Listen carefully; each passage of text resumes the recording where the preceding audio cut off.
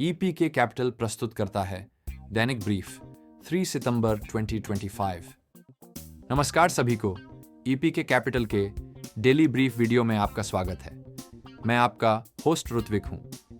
इस श्रृंखला में हम आपको अपडेट करने और वित्त की दुनिया से आई सभी महत्वपूर्ण खबरों को समझाने का प्रयास करते हैं। तो बिना किसी देरी के चलिए शुरू करते हैं। जहां सुर्खियों में एक टर्बुलेंट दिन की कहानी बताई जाती है, वहीं अंतर्निहित आंकड़े एक और भी गहरी और अधिक अनसेटलिंग कथा को उजागर करते हैं।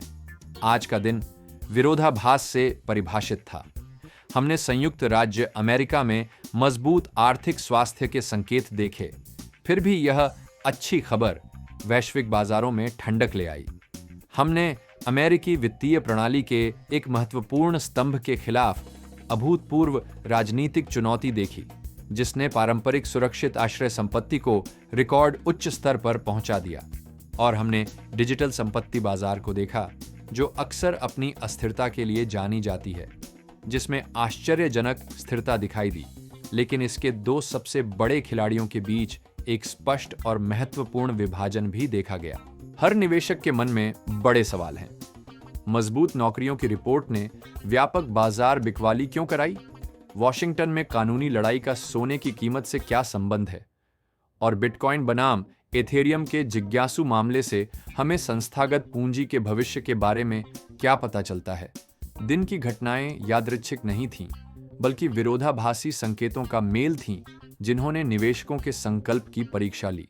उत्तर मैक्रो इकोनॉमिक्स, राजनीति और बदलते निवेशक भावना के बीच संबंध बनाने में छिपे हैं।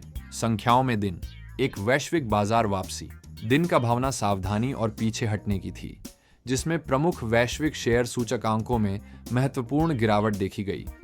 विशेष रूप से अमेरिकी बाजार ने लगभग एक महीने में अपना वर्स्ट डे एक्सपीरियंस किया, जिसमें तीनों प्रमुख सूचकांकों ने लाल रंग में बंद किया, जो कि मैक्रो डेटा और बढ़ते बॉन्ड यील्ड्स के मिश्रण से प्रेरित प्रतीत होता है। S&P 500 ने गिरावट का नेतृत्व किया, 44.72 अंक या 0.69% की गिरावट के साथ सत्र को 6415.54 पर बंद किया। डाउ जोन्स इंडस्ट्रियल एवरेज भी इसी तरह की दिशा में गया, 249.07 अंक या 0.55% की गिरावट के साथ 45,295.81 पर समाप्त हुआ। नास्डैक कंपोजिट, जो ब्याज दर की अपेक्षाओं में बदलाव के प्रति सबसे अधिक संवेदनशील है, सबसे तेज गिरावट का अनुभव किया, 175.92 अंक या 0.82% की गिरावट के साथ 21,279.63 पर बंद हुआ। टेक भारी नैस्डैक कंपोजिट में असमानुपातिक रूप से अधिक गिरावट कोई संयोग नहीं थी। यह एक मौलिक बाजार गतिशीलता को दर्शाता है।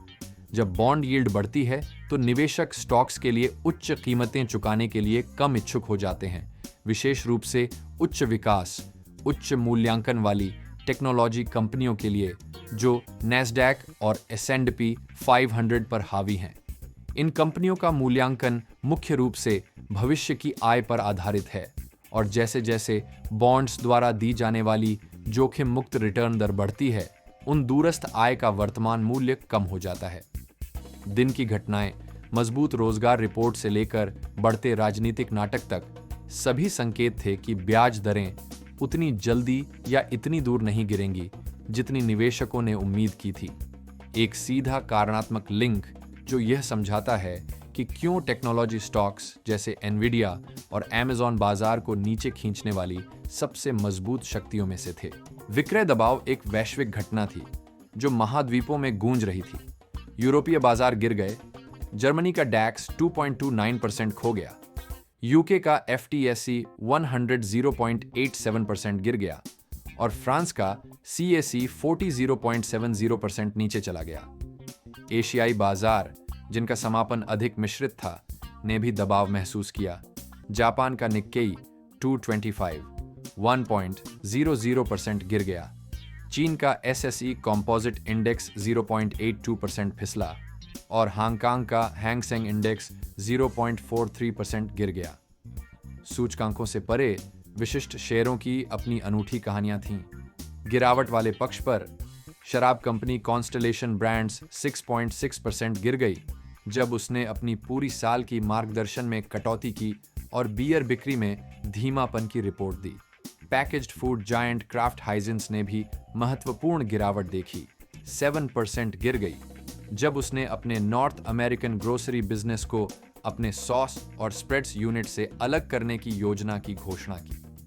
इसके विपरीत सकारात्मक नोट पर पेप्सिको के शेयर 1.1% बढ़ गए जब खबर आई कि activist investor Elliott investment management ने कंपनी में पर्याप्त हिस्सेदारी बनाई है और पोर्टफोलियो में बदलाव के लिए दबाव बना रहा है। बायोजेन ने भी 5.6% का उल्लेखनीय लाभ देखा।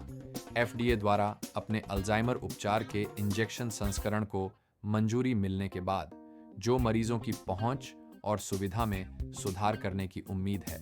Macro economic tug of war दिन की कहानी का सबसे आकर्षक हिस्सा नई आर्थिक डेटा पर विरोधाभासी प्रतिक्रिया में है। वर्तमान बाजार चिंता जरूरी नहीं कि एक मंदी का संकेत हो, बल्कि फेडरल रिजर्व की ब्याज दरों का मार्ग है। निवेशक किसी भी संकेत का बेसब्री से इंतजार कर रहे हैं कि क्या फेड को ब्याज दरों में आक्रामक कटौती करनी पड़ेगी, जो संपत्ति कीमतों और उधारी का समर्थन करेगा। इसी कारण नवीनतम आर्थिक रिपोर्टों का प्रकाशन अस्थिरता और अनिश्चितता की स्थिति पैदा कर गया।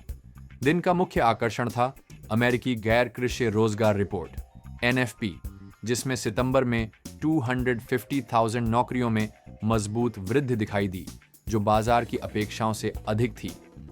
8 जबकि एक मजबूत रोजगार रिपोर्ट सामान्यतः एक स्वस्थ अर्थव्यवस्था का संकेत देती है और सामान्य स्थिति में इसे तेजी का संकेत माना जाता। वर्तमान बाजार संदर्भ ने इस कथा को मोड़ दिया।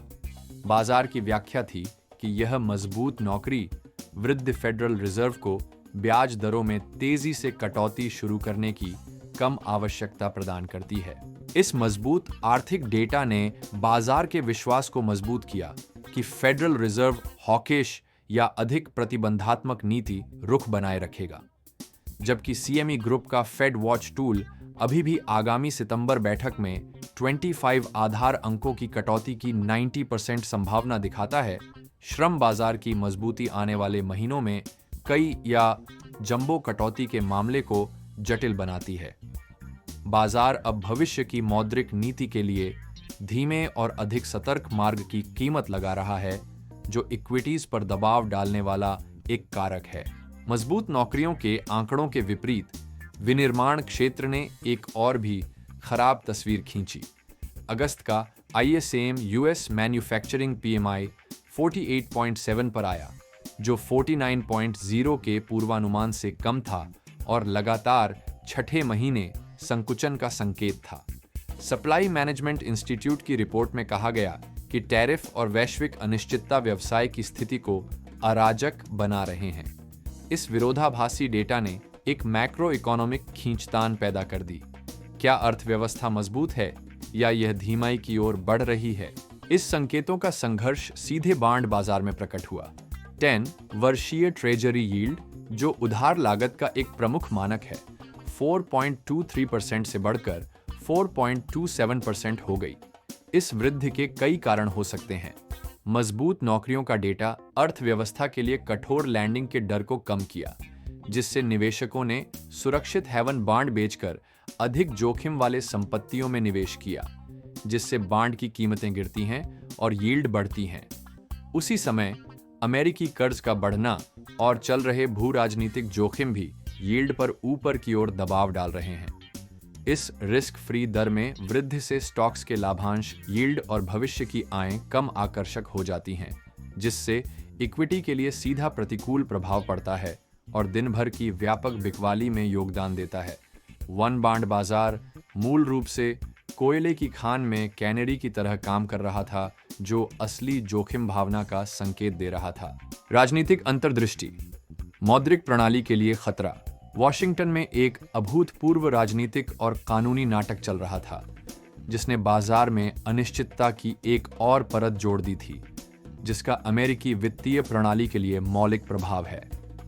राष्ट्रपति डोनाल्ड ट्रंप ने फेडरल रिजर्व गवर्नर लिसा कुक को हटाने का इरादा जाहिर किया, मोर्टगेज धोखाधड़ी के आरोपों का हवाला देते हुए। इस कदम का महत्व अतिशयोक्ति से परे है।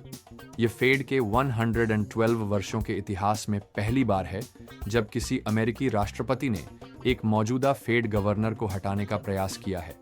उत्तर में गवर्नर कुक ने उसकी बर्खास्तगी को रोकने के लिए एक मुकदमा दायर किया है, जिसमें तर्क दिया गया है कि आरोप केवल पूर्वाग्रहपूर्ण हैं और उन्हें फेडरल रिजर्व की स्वतंत्रता को कमजोर करने और अधिक राजनीतिक रूप से मेल खाने वाले नियुक्ति को स्थापित करने के कवर के रूप में इस्तेमाल किया जा रहा है।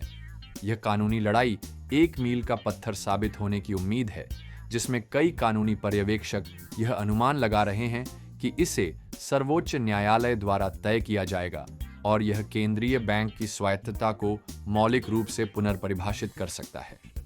बाजार की प्रतिक्रिया एकल कानूनी मामले के विवरण से बहुत आगे बढ़ जाती है। इसे फेड पर हमलों में वृद्धि के रूप में देखा जा रहा है और अर्थशास्त्री चेतावनी दे रहे हैं कि संस्था की स्वतंत्रता अब एक धागे से टिकी हुई है। आधुनिक केंद्रीय बैंकिंग की आधारशिला इसकी राजनीतिक प्रभाव से अलगाव है, जो इसे अप्रिय लेकिन आवश्यक निर्णय लेने की अनुमति देता है, जैसे मुद्रास्फीति को नियंत्रित करने के लिए ब्याज दरों में वृद्धि। बाजार को डर है कि यदि फेड व्हाइट हाउस का एक हाथ बन जाता है तो उसे अस्थायी राजनीतिक लाभ के लिए दरों को कृत्रिम रूप से कम रखने का दबाव डाला जा सकता है। इससे अमेरिकी डॉलर और वित्तीय बाजारों में दीर्घकालिक विश्वास का क्षरण हो सकता है, जिससे स्थायी मुद्रास्फीति दबाव उत्पन्न हो सकते हैं। इस राजनीतिक अनिश्चितता का प्रत्यक्ष परिणाम पारंपरिक सुरक्षित आश्रय संपत्तियों के प्रदर्शन में देखा गया। सोने की कीमत, जो संकट के समय में मूल्य का एक पारंपरिक भंडार है, एक और रिकॉर्ड ऊंचाई को छू गई। यह रैली केवल ब्याज दर की उम्मीदों का परिणाम नहीं है, यह भू राजनीतिक और आर्थिक अनिश्चितता के बढ़ते संकट और फेड की स्वतंत्रता पर नए अभूतपूर्व चिंताओं का सीधा जवाब है। जब राजनीतिक और वित्तीय संस्थानों में भरोसे को सवाल किया जाता है, तो निवेशक ऐसे संपत्तियों की तलाश करते हैं जो सरकार के सीधे नियंत्रण से बाहर हों। सोने में पूंजी प्रवाह उस बाजार को दर्शाता है जो पहले से ही दीर्घकालिक प्रणालीगत अस्थिरता की संभावना को मूल्यांकित कर रहा है। विक्रय के द्वारा परिभाषित बाजार में डिजिटल संपत्ति क्षेत्र ने आश्चर्यजनक स्थिरता दिखाई। हालांकि एक करीब से देखने पर निवेशक की प्राथमिकता में महत्वपूर्ण भिन्नता स्पष्ट होती है। वैश्विक क्रिप्टो बाजार पूंजीकरण मजबूत बना रहा। पिछले 24 घंटों में मामूली 2.00% से 2.01% की वृद्धि के साथ, जिसमें कुल बाजार पूंजीकरण $3.84 ट्रिलियन से $3.92 ट्रिलियन के बीच रहा। बिटकॉइन बाजार का नेता ने असाधारण ताकत का प्रदर्शन किया। इसकी कीमत में गति आई, जो लगभग $110,700 से $111,000 के बीच ट्रेड कर रही थी, जिससे दैनिक लाभ 0.29% से 2.10% के बीच रहा। इस पुनरुत्थान का मुख्य कारण खुदरा प्रचार नहीं था, बल्कि स्पॉट बिटकॉइन ETF में महत्वपूर्ण प्रवाह, जिसमें एक ही दिन में $333 मिलियन का शुद्ध निवेश हुआ। इस संस्थागत भागीदारी, जिसमें फिडेलिटी और ब्लैक रॉक जैसे प्रमुख खिलाड़ियों से फंड में प्रवाह शामिल है, क्रिप्टो बाजार के परिपक्वता में एक महत्वपूर्ण मोड़ को दर्शाता है। अब बिटकॉइन को केवल एक सट्टा संपत्ति के रूप में नहीं देखा जाता, बल्कि इसे संस्थागत पूंजी के लिए एक वैध संपत्ति वर्ग के रूप में मान्यता दी जा रही है, मैक्रो हेज के रूप में, जो मुद्रास्फीति और पारंपरिक बाजारों में देखी जा रही राजनीतिक और आर्थिक अनिश्चितता दोनों के खिलाफ है। ETF तंत्र बड़े फंडों के लिए इस नए संपत्ति वर्ग में एक्सपोजर प्राप्त करने का एक आसान तरीका प्रदान करता है, बिना अंतर्निहित संपत्ति को रखने की परिचालन चुनौतियों के। इसके विपरीत, मार्केट कैपिटलाइजेशन के हिसाब से दूसरी सबसे बड़ी क्रिप्टो करेंसी एथीरियम पीछे रह गया। जबकि बिटकॉइन ने रैली की, एथीरियम लगभग $4,300 पर कारोबार कर रहा था, जो दैनिक गिरावट 1.32% से 2.34% को दर्शाता है। यह अंडर परफॉर्मेंस सीधे संस्थागत धन के प्रवाह से जुड़ी है। जहां बिटकॉइन ETF में भारी प्रवाह देखा गया, वहीं एथेरियम आधारित फंड्स में $135 मिलियन का आउटफ्लो हुआ। इसके अलावा विश्लेषक इसकी तकनीकी समस्याओं की ओर इशारा करते हैं, जिसमें संपत्ति एक अल्पकालिक डाउन ट्रेंड में फंसी हुई है और स्पष्ट दिशा निर्देश की कमी है, जबकि यह एक महत्वपूर्ण टेस्टनेट ट्रांजिशन की तैयारी कर रहा है। दोनों सबसे बड़े डिजिटल एसेट्स के बीच यह भिन्नता दर्शाती है कि क्रिप्टो बाजार परिपक्व हो रहा है और विभाजन कर रहा है। संस्थागत पैसा स्पष्ट रूप से बिटकॉइन की सरल, अधिक सीधी निवेश थीसिस, डिजिटल गोल्ड और एक मैक्रो हेज को प्राथमिकता दे रहा है। इसके विपरीत एथेरियम की अधिक जटिल कथा एक प्लेटफॉर्म के रूप में, जो विकेंद्रीकृत अनुप्रयोगों के लिए है और इसकी तकनीकी बाधाओं के कारण संस्थागत पूंजी इससे दूर हो रही है। यह दिखाता है कि बाजार अधिक सूझबूझ वाला हो रहा है, जिसमें पूंजी को विशिष्ट निवेश थीसिस के आधार पर आवंटित किया जा रहा है, न कि एकल एकीकृत क्रिप्टो दांव पर। अंतिम संश्लेषण। आज बाजार का प्रदर्शन जटिलता और सूक्ष्मता में एक मास्टर क्लास था। एक व्यापक वैश्विक बिकवाली, जो पहली नजर में एक सरल जोखिम से बचने वाली घटना लग रही थी, वास्तव में एक विरोधाभासी प्रतिक्रिया का परिणाम थी उस अर्थव्यवस्था पर जो निवेशकों की आरामदायक मौद्रिक नीति में डील की उम्मीदों के लिए बहुत मजबूत है। मजबूत रोजगार रिपोर्ट और आश्चर्यजनक रूप से संशोधित GDP आंकड़ा इस बात की कड़ी याद दिलाते हैं कि फेडरल रिजर्व के पास तेज दर कटौती की ओर जल्दी करने का कोई कारण नहीं हो सकता। एक ऐसी वास्तविकता जो संपत्ति मूल्यांकन पर दबाव डालती है। इस व्यापक आर्थिक तनाव को एक अभूतपूर्व राजनीतिक चुनौती ने बढ़ा दिया है, जो फेडरल रिजर्व की स्वतंत्रता के लिए खतरा बन गई है। एक ऐसी धमकी जिसने निवेशकों को सोने जैसी पारंपरिक सुरक्षित स्थलों की ओर भागने पर मजबूर कर दिया। दिन की घटनाएं बाजार में एक मौलिक और सतत तनाव को रेखांकित करती है। व्यापक भंगुरता की धारणा, नकारात्मक सुर्खियों और भू राजनीतिक जोखिमों से प्रेरित, और इसके मुकाबले मौलिक आर्थिक और कॉरपोरेट मजबूती की वास्तविकता। बाजार सतह पर जितना दिखता है उससे अधिक लचीला है, लेकिन इसकी दिशा राजनीतिक अनिश्चितता और मौद्रिक नीति के भविष्य के मार्ग के प्रति अत्यधिक संवेदनशील बनी हुई है। क्रिप्टोकरेंसी बाजार का जिज्ञासु मामला आधुनिक निवेशकों की चयनात्मकता को और अधिक उजागर करता है। जबकि व्यापक बाजार में गिरावट आई, डिजिटल क्षेत्र में गुणवत्ता की ओर उड़ान देखने को मिली, जिसमें संस्थागत पूंजी बिटकॉइन में प्रवाह कर रही है, जबकि एथेरियम से बच रही है। यह डिजिटल संपत्ति वर्ग के परिपक्व होने का संकेत है, जिसे अब इसके विभिन्न घटकों के लिए अलग अलग निवेश सिद्धांतों के साथ देखा जा रहा है। आगे देखते हुए बाजार वॉशिंगटन पर केंद्रित रहेगा, कानूनी लड़ाई में विकास की प्रतीक्षा करेगा, जो केंद्रीय बैंक की स्वतंत्रता को फिर से परिभाषित कर सकती है, और राजनीतिक हस्तियों से किसी भी नए टिप्पणी पर नजर रखेगा जो कथा को बढ़ा सकती है। बाजार का भविष्य इस बात पर निर्भर करेगा कि आर्थिक शक्ति की वास्तविकता या राजनीतिक और भू राजनीतिक जोखिम की धारणा निवेशक भावना के संघर्ष में जीतती है। और यह हमारे इस वीडियो के लिए बस इतना ही था। देखने के लिए धन्यवाद। यदि आपको यह वीडियो मूल्यवान लगी हो तो कृपया लाइक बटन दबाएं, हमारे चैनल को सब्सक्राइब करें और हमें कमेंट में बताएं कि आप अगली बार किस कंपनी का विश्लेषण चाहते हैं। सिर्फ एक त्वरित याद दिलाना कि यह वीडियो केवल शैक्षिक उद्देश्य के लिए है और इसे वित्तीय सलाह के रूप में नहीं लिया जाना चाहिए। अपनी व्यक्तिगत वित्तीय सलाह के लिए कृपया विवरण में दिए गए संपर्क विवरण के साथ हमसे संपर्क करें या अपने वित्तीय सलाहकार से जुड़ें।